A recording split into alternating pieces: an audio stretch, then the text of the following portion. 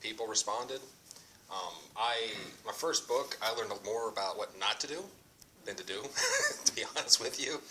And it's basically, I've been self-published now since 2011, and this, like on this packet, it's just a little thing. The first few pages this is just my little, what I wrote. It's bullet points, everything I've learned over the last few years. It ends with a blog post from a friend of mine, Sherry McGinnis. It's a blog post of hers for 5 reasons why she's leaving professional publishing. She was traditionally published her first 2 books by New York publishers. She's decided her 3rd book to self-publish. And she breaks down in those reasons. There is a link on there for her Twitter. You can go look up her Twitter. She has all her blog posts up there. Various reasons for why she's leaving. She really breaks it down, and she shines a light on a lot of things people may not know about the traditional publishing. So that's for something you can read down on your own, if you'd like. One of the first things I'm always asked is, why did I self-publish? Because there is a stigma against self-publishing. People haven't self-published, have it towards other self-publishers. Traditional has it because it's undermining their presence, their power. For me, I like it because I like being my boss. I like having a say in something, and if I go to a publisher, I'm giving them all the power. I'm basically signing the rights off to them, and they can do like Sherry, commented her thing, showed her thing. They can change your title, your cover. They can basically change everything on you. A lot of different things. You're helpless. You sit there and say yes, yes, yes, unless you really have a name behind you to fight for it. So for me, it's like I said, I'm always asked, why do I do it, and what is self-publishing? And before you explain what that is, you have to look at the different publishing. There are technically 3 different kinds. You have the traditional, the houses like the big 5, like Random House, Penguin, Hachette, so on.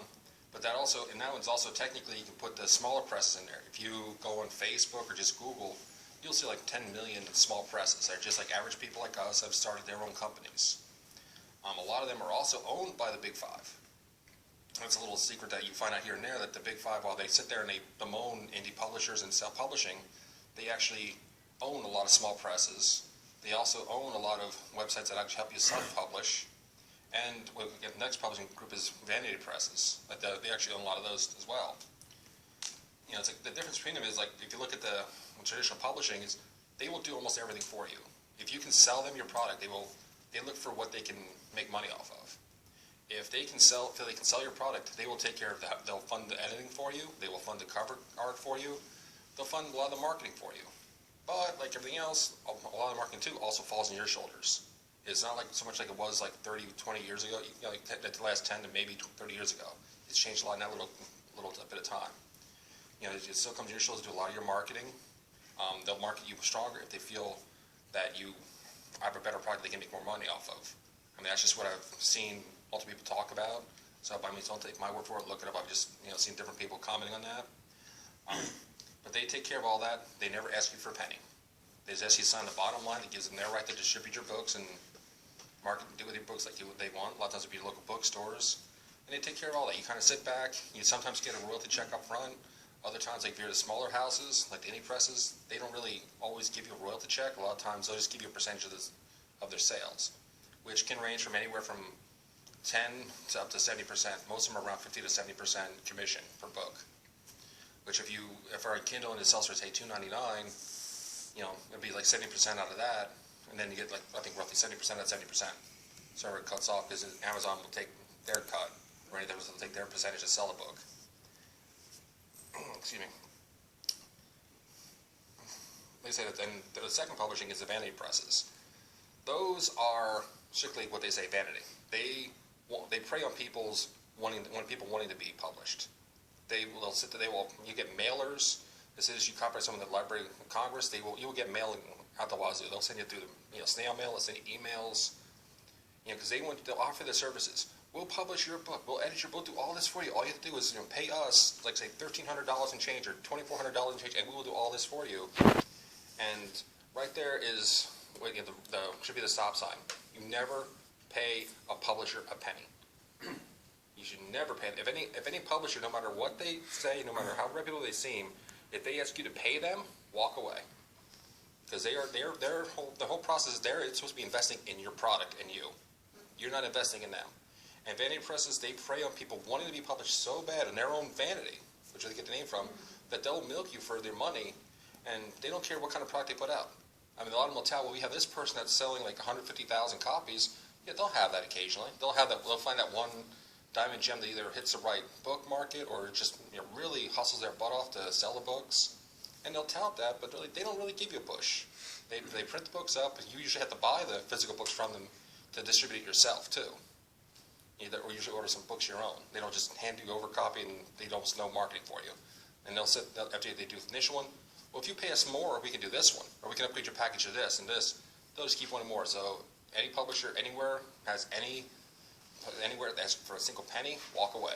Even if it's a smaller press that doesn't have first, but if they offer enhanced services or extra special services, walk away. That's the whole thing. It's like they're supposed to be investing in you. One of the benefits, like I did say, is that you do get your book published, and that's to me, that's the only benefit you get out of it. But considering you tend to also have to sign over your book rights to them like you would a normal publisher, where they have control over it, it's a wash.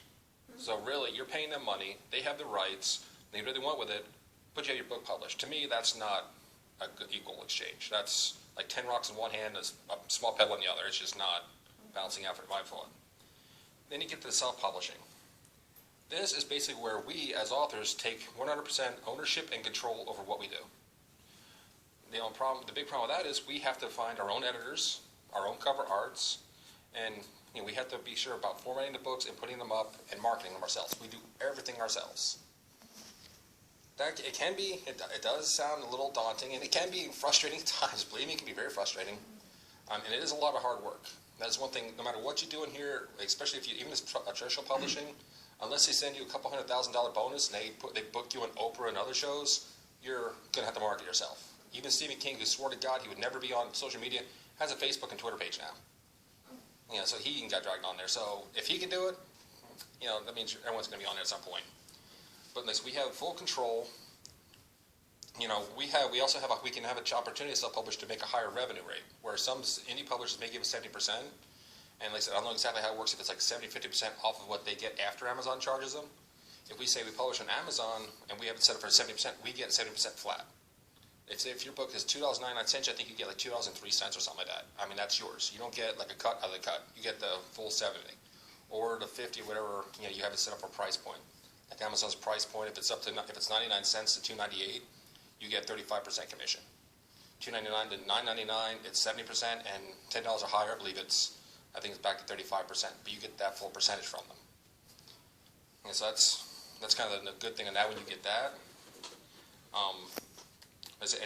You're your boss. There's no one above you. There's no one telling you you can't do this. There's no one telling you that, this is absolute garbage. And people will tell you that. People try to tell you that. But you're your own boss. And that's where a lot of times it does get the bad rep, because a lot of people will just, they'll write their book. Oh, cool, I'm done. And publish it. Yeah. They'll skip over everything else. I mean, large part, no book is ever perfect. So you will find more typos. And this past year, this is just for my own pride, I actually read a traditional published book alongside an indie press and Indian self-published for half the year. And I found they both have if they're well edited, they both have the same mistakes. The difference is the self-publishers will have maybe a handful of typos per page or a chapter compared to one or two for the traditional press. And traditional ones have several editors usually. Not a lot of us can't afford it. We can't afford to hire more than maybe one or two people of that. So it happens. It's like, it's like I said, there's a lot of things for everyone to go through and to deal with.